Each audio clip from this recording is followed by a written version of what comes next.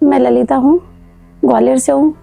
First बार मैंने गुरुजी को लव्य stall पे देखा था, तो मुझे लगा कि ये सब मतलब ऐसे ही फेक होता है इस तरीके से, मतलब कि बहुत सारे चैनल देखते हैं।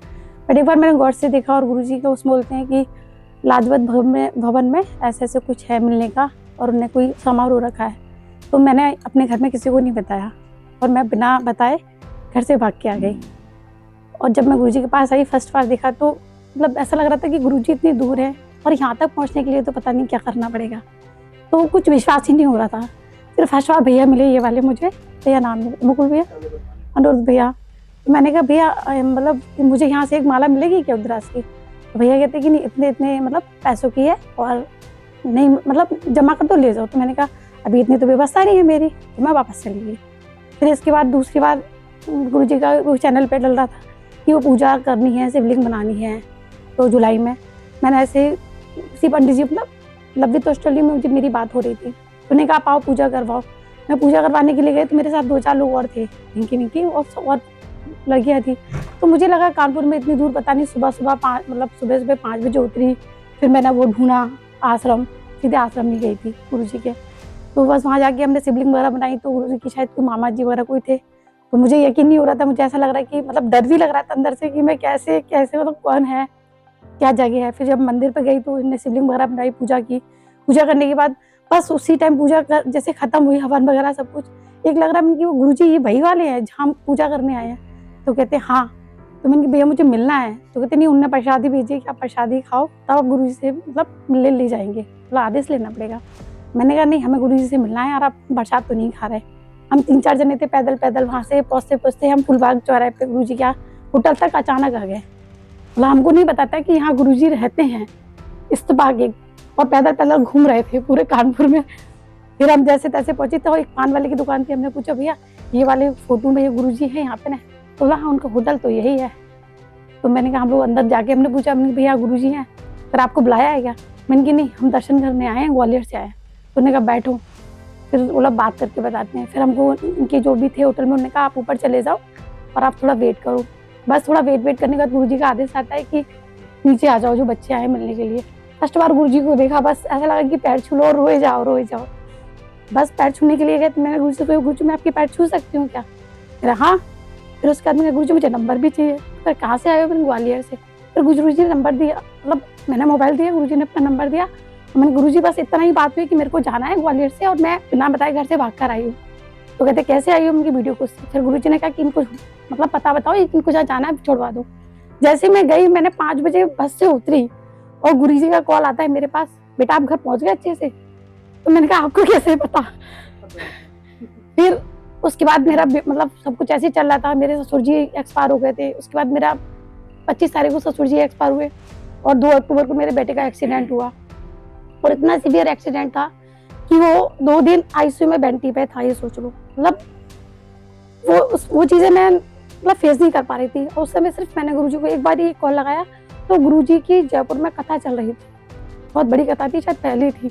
और मेरा वहाँ जाने का बहुत मन था कि मैं मतलब एक बार कथा में शायद गुरुजी का द्वारा मिल सकूं, पर वो कथा मेरे लिए मतलब पॉसिबल ही नहीं थी क्योंकि बेटू का एक्सीडेंट हुआ, ससुर जी खत्म हो गए। मैंने कहा, फिर मैंने गुरुजी को फिर से कॉल किया पहली बार में, गुरुजी ऐसे ऐसा हुआ है। तो बोला तुम चिंता मत करो, रोना मत, बस तुम्हारी सारी चीजें मतलब जैसा है वैसा ही होगा, ठीक हो जाएगा। पर विश्वास नहीं हो रहा था मुझे, गुरुजी पे कतई विश्वास नहीं हो रहा था कि ऐसा हो सकता है। अगर होता तो एक्सीडेंट ही क्यों होता? तो मुझे क्या लगा कि मैं यहाँ गई हूँ, पूजा कराई है, इसकी वजह से ऐसा हुआ। मेरे मन के भाव थे। मैं बस जब गुरुजी को देखा, फिर उनके बेटू को भी, फिर एकदम से अचानक से मुझे विश्वास उठ ही गया। मैं पूजा पाठ नहीं करती थी क्योंकि मेरे को नर्सिंग में टाइम नहीं मिलता, अभी भी कम करती हूँ, इतनी ज़्यादा नहीं करती हूँ। तो इसलिए मैंने देखा। फिर उसके बाद गुरुजी का एक दिन जब सब कुछ ठीक हो गया, बेटू घर आ गया, सब कुछ हो गया, गुरुजी का एक दिन कॉल आता है कि ललिता हमें ग्वालियर में कथा करनी है। तो मैंने कहा गुरुजी मेरी तो सामर्थ्य नहीं है मेरे पास। तो मैंने मतलब क्लियर बोल दिया कि मेरे पास कुछ भी नहीं है। और मेरी सैलरी उस समय आती थी 10,000 रुपये ओनली। तो जिस दिन मेरी गुरुजी जिस दिन ग्वालियर आने वाले थे उसके 2 दिन पहले ही मेरी सैलरी आई थी ओनली 10,000 रुपये। तो गुरुजी मुझसे बोलते हैं कि जाओ आपको पूरे ग्वालियर में बैनर लगवाने। ना मेरे पास गाड़ी थी क्योंकि गाड़ी का भी एक्सीडेंट हो गया था, ना मेरे पास। इनसे बोला, इन्होंने मना कर दिया, भाई से बोला, उन्होंने मना कर दिया कि हम तुम्हारी कोई हेल्प नहीं करेंगे। मैंने कहा ठीक है। फिर मैं ना गुरुजी घर से निकलती ड्यूटी 9 से 5 करने के बाद मैं बैनर देखने के लिए, कार्ड बांटने के लिए। कार्ड मैंने खुद से छपाए कुछ, गुरुजी ने, फिर गुरुजी ने कहा जाओ तुम बैनर लग जाएंगे, तुम जाके देख कर आओ। हम लोग बैनर देखने के लिए जाते, रात को 12-12 बज जाते। हमें रास्ते में खाना मिल जाता, पानी मिल जाता, मतलब ऐसे ऐसे चमत्कार हो रहे थे कि हमें। और ऑटो वाला जो ले जाता, मतलब जिसे हम जानते तक नहीं, हम कहते भैया इतने पैसे हुए आपके, अब मैं कहाँ से दूंगी। नहीं दीदी आप छोड़ दो, आप कल दे देना। और वो पैसे उसको मैंने आज तक नहीं दिए, पता नहीं कौन था क्या था।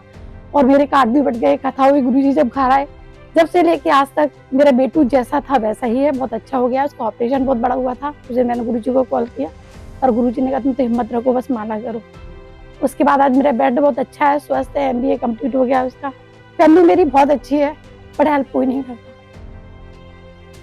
और गुरुजी से मुझे इतनी हेल्प और इतनी शांति मिलती है कि मैं बेचैन होकर भागती हूँ, पर क्या है कि मजबूरियां है कि आ नहीं पाते। तो वही है ना जो हेल्प करता है जरूरत पड़ने पर। और मैंने सच में कभी भगवान को नहीं देखा था, पर जब भी मेरे को किसी भी मुसीबत आती है, में जो होता है चिट्ठी मिलती है पेशेंटों को। मैंने एक व्यक्ति को 50,000 रुपए दे दिए थे, गुरुजी से जुड़े हुए थे, पर किसी ने मुझसे बोला मामा जी हो रहा है कि वो नीलेश भैया काम कर देंगे।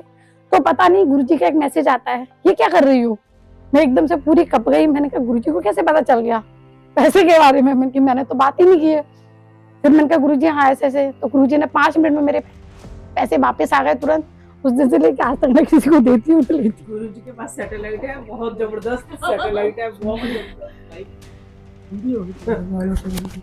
हाँ बोर्ड मोबाइल स्विच ऑफ हो गया है। हाँ है, वो जरूर दिखा रहा हूँ क्योंकि उसका मतलब लिटरली आप लोग जब तक उसकी फोटो नहीं देखते। थैंक यू लवित दोस्तों, मुझे बहुत सारा मिला। पूरा ये 100% माथे में उसके सिर्फ छेद ही छेद था। मेरा नाम है मोहन पाल और हम लोग आए हैं ग्वालियर से, मध्य प्रदेश MP, नाका चंदवली पर रहते हैं हम लोग। तो गुरु जी की हम पे बहुत कृपा है। पहले हमारी मिसेस आई थी यहाँ पर, गुरु जी YouTube के माध्यम से या किसी माध्यम से आई थी, ये यहाँ पर मिल के गई थी पहले।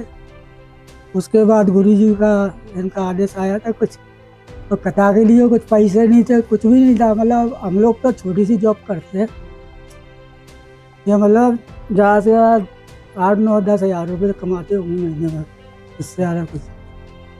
और रात ही हमारे लड़के का भी एक्सीडेंट हो गया था काफ़ी, उसके जापान नाइट में, तो अंदर उसकी मतलब नस थोड़ी सी रह गई थी, तो बहुत बड़ा एक्सीडेंट हुआ था उसका। तो गुरुजी की कृपा है, तो हम तो हमारे पास तो कोई शब्द ही नहीं है, मतलब जिसमें बाकी सब काम उनकी कृपा से हो रहा है हमारा। था जो भी कर रहे हैं ये यही कर रहे हैं गुरु जी, हमारे पास तो शब्द नहीं है कहने के लिए। सबसे बड़ी बात ये है, अब ये क्या फोटो लगा लो, ये कर लो वो कर लो, हम तो कुछ नहीं, हम तो उनका नाम लेते रहते हैं, हमारा काम सब चलते रहे।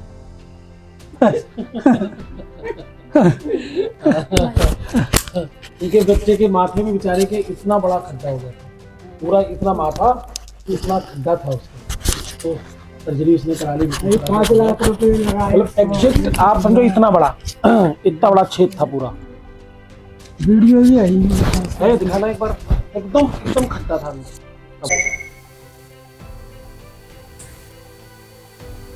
माथे पे खड्डा दिख रहा है, दिख रहा है, किसको दिख रहा है? इतना बड़ा खड्डा है तुमको पता है। हम क्या करने वाले हैं? सर्जरी करने वाले हैं। हाँ, तो सर्जरी करा के इसको सही करेंगे। 10 दिन के अंदर अंदर आपको इनका फॉलो मालूम पड़ेगा। हम दिखाएंगे जब कि आपको ये टोटल नॉर्मल रहेगी। ये बोनी सर्जरी है और ये यहाँ से किया जाएगा जो आप दिखा रहे हैं आपको सर के ऊपर से।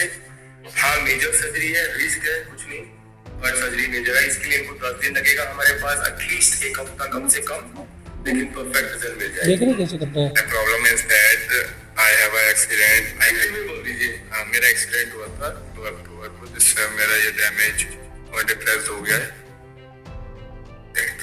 इससे आपको कोई दिक्कत नहीं होता है ना? आज पूरा खड्डा है इसके, पूरा ठीक हो गया 100%।